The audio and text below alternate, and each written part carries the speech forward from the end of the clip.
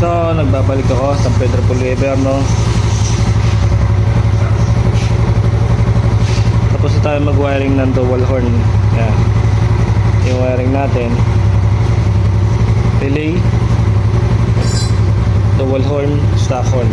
Kagaya ng sinabi ko, ang supply natin positive, negative.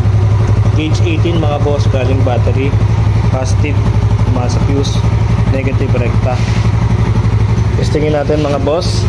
Pagka hindi nakapindot, ito nga pala may ilaw to. Pag nagbuhay kayo ng park light,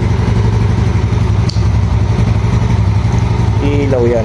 Wala pa pala akong supply. Hindi pa ako nakakapag battery drive. Okay. So pag hindi ito nakapindot, ang busina natin ay stock po mga boss, no? Stock. Yan. Pinindot po natin mga boss, lilipat na po yun, ano, no? Lilipat na yun sa malakas na busina.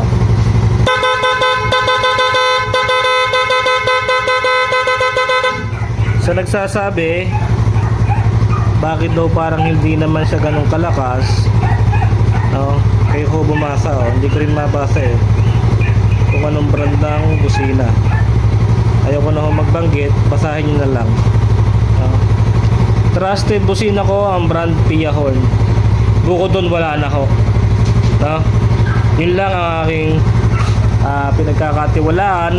Siguro nakakasigurado kung malakas. Kasi lahat ng pinabitan ko na hanggang ngayon satisfied pa rin. Hanggang ngayon buhay pa rin. Kasi bakit? Original kinakabit ko. Hindi ako nabili ng 300, 299 sa Shopee o sa TikTok, no? Salamat sa inyo. Right, sa lahat. God bless po. Peace.